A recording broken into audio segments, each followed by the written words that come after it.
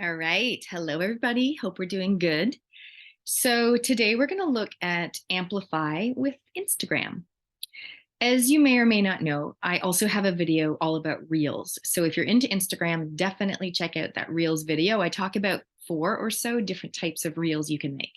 But today we're just going to look at some of the cool features on Instagram and how you might want to tap into them. So number one, I guess comment below. If you're on Instagram, let us know your handle. If you're not on Instagram, this might be a good time for you to consider, is it worth you getting onto Instagram?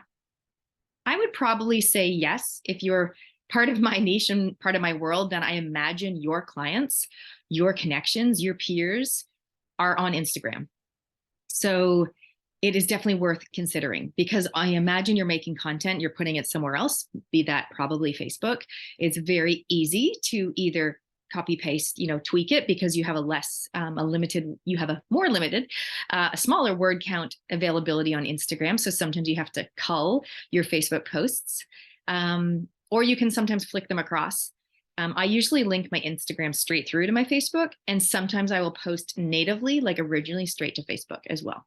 Anyway, let's get going. I'm going to screen share with you. I'm going to show you one of my faves on Instagram as a little example. And I would love to invite you to think about what you can do slightly differently on your Instagram page that will help. Okay, so this is Lori Ladd. She's totally awesome. So number one, you want to make sure that you've got a profile pic of you that looks like you. It doesn't have to be the exact one that you use on LinkedIn or Facebook or wherever. It can be the same, it can be different. It doesn't matter, but it needs to look like you. So I would say don't have you plus one in the picture unless you're a tandem business where there's literally two of you. Yes, you can have a logo if your business is really not about you. It's more about like the overarching, like if you're a clinic or if you've just got a brand, like a product brand, and it's more about that, it's not like you're not the face of the biz, then that's fine as well. But most of my people, I would imagine you'd be the face of the biz. So make sure number one, it's just you. It looks like you're not wearing sunglasses, etc. Awesome. I would also make it not too far away. So like a what's this called? Like a bust pic, a profile pic, your face and a bit of torso, but not like a full body pic because we still can't see you, especially when people are on their phone. It's quite small. So here we go. Lori Ladd, you can see that she's got quite a lot of followers and she's following some people.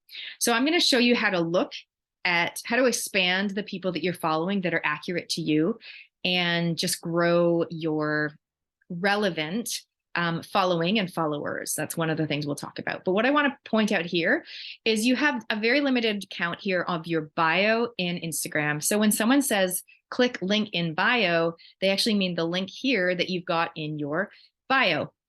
So usually this is where you would put in a link to either your website or your link tree or variation thereof. Or maybe your booking form. If you don't really have a website and all you have is a booking form, that's fine. You can put that in there. But basically in Instagram, it's a one link wonder situation. You don't put links in your posts as such. You just have one link there. Awesome. And also it's a great time to review. How are you kind of introducing or describing yourself on your Instagram bio? You might want to revisit that. You might want to update that. For example, I always say, if you want to speak or if you are speaking, maybe you want to use the word speaker. If you're a coach, you might want to use the word coach. You might not like the word coach. You might prefer to be called a guide or a mentor or whatever. So make sure it feels right, what you've got currently, and update it if it doesn't. Now, someone the other day was asking me about highlights. So these are highlights here where I'm hovering at the moment. So this is great because they appear at the top of your Instagram page. People can easily click them and learn more about relevant aspects of your biz. So what Lori has chosen to do is have one called community, which I imagine if I click it, will go through to her community and how I can maybe join her Patreon community or something like that. It goes to Untangled, which I do believe is a series of podcasts or videos that she does, something like that. The book, so she obviously has a book that she sells, events that are coming up where people can go along either online or in person and meet with her and learn from her. And then a course. Beautiful. She's got only 5. It's really easy. So you almost think of it like a menu on your website. So that's basically the role that it plays. Now, what happens is, let's say you go and post something on your Instagram page, you can later add it to your highlights. You can share it as a story. So when you go to post a story, it'll give you the option before you post it. It'll say add to highlights, and you can go yes, and then you choose which of those highlights you put it in. So that's a cool way for people to be able to click onto one of the highlights. So let me do it. I'll go to events for Lori. We'll see what it looks like. And it usually will scroll through. If I just let it run, it'll scroll through some of the stories that she's posted about events. Okay, it's moved me across to courses. I'm not touching anything. So it's just kind of scrolling through.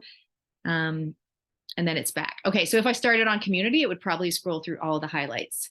Usually on each highlight, you would have more than just one item. So I'm not sure. Let's try community. So she has says join our community, and people can click that and it would take them through.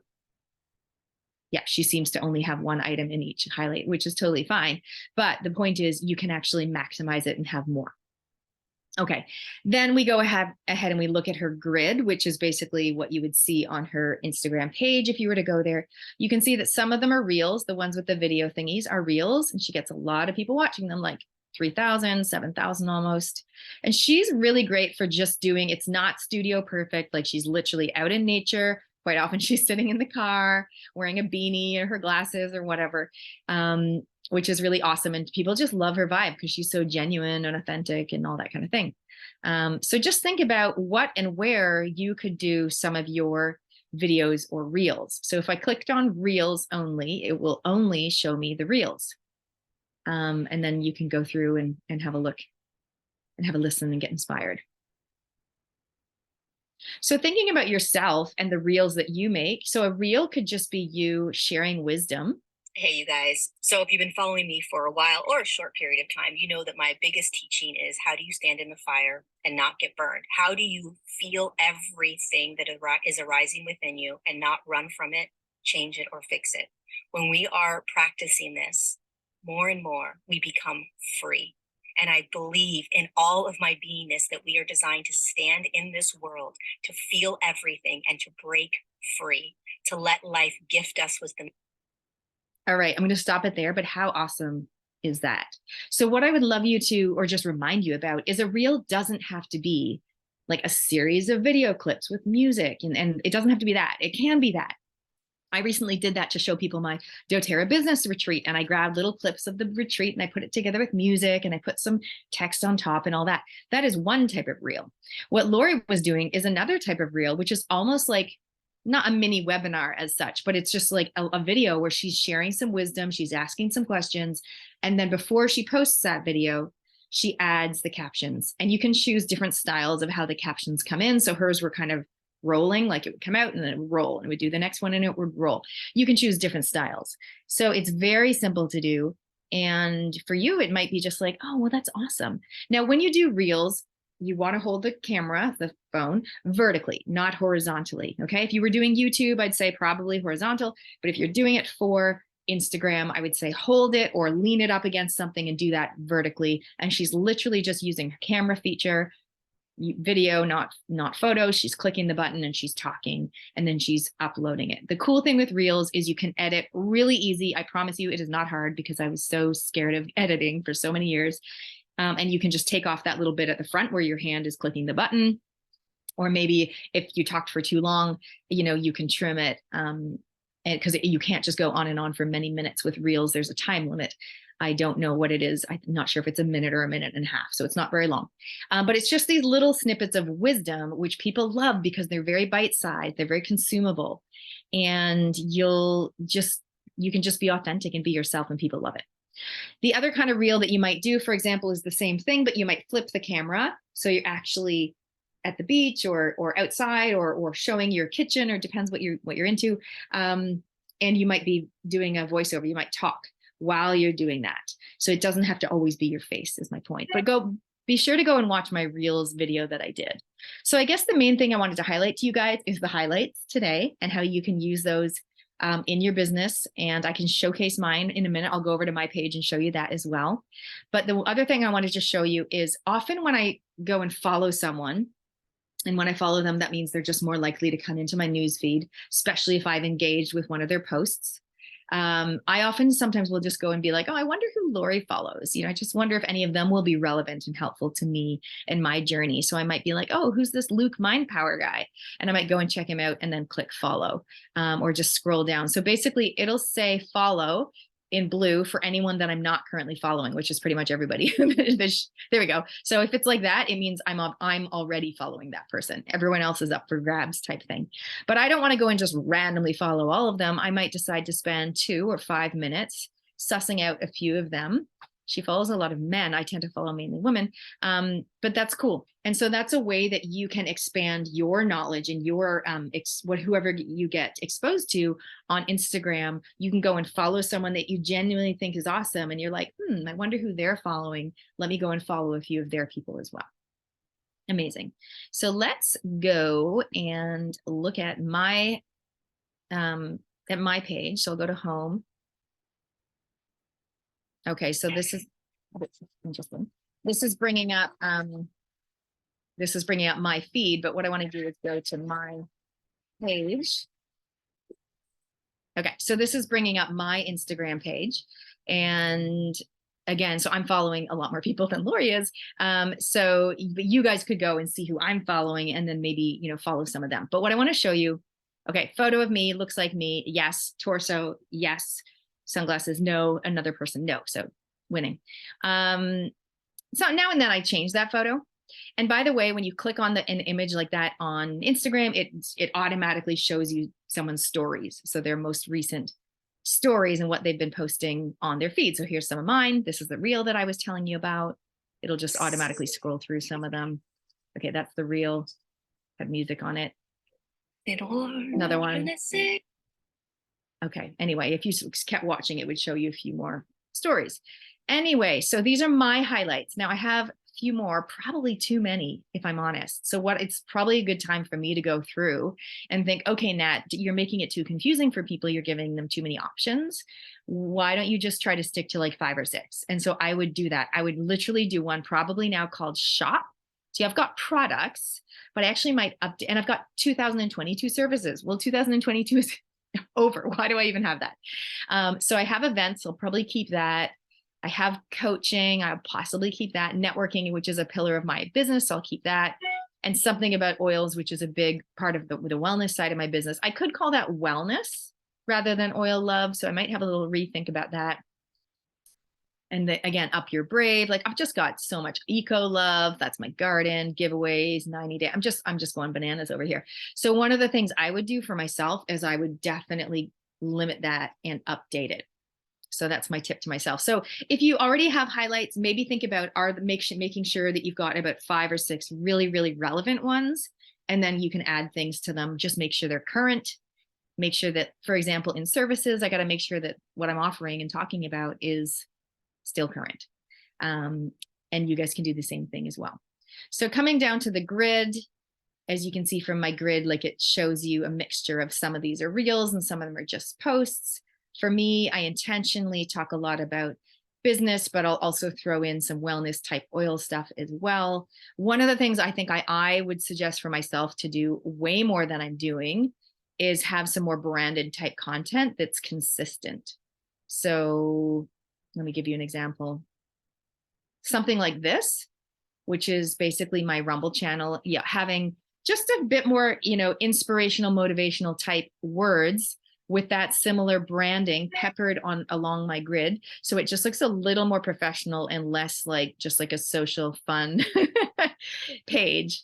So that's my advice to me. I wanted to let you know, you can pin to the top 3 items. And in the past, so I mean, this one I pinned, that would be 3 months ago, I pinned that to the top.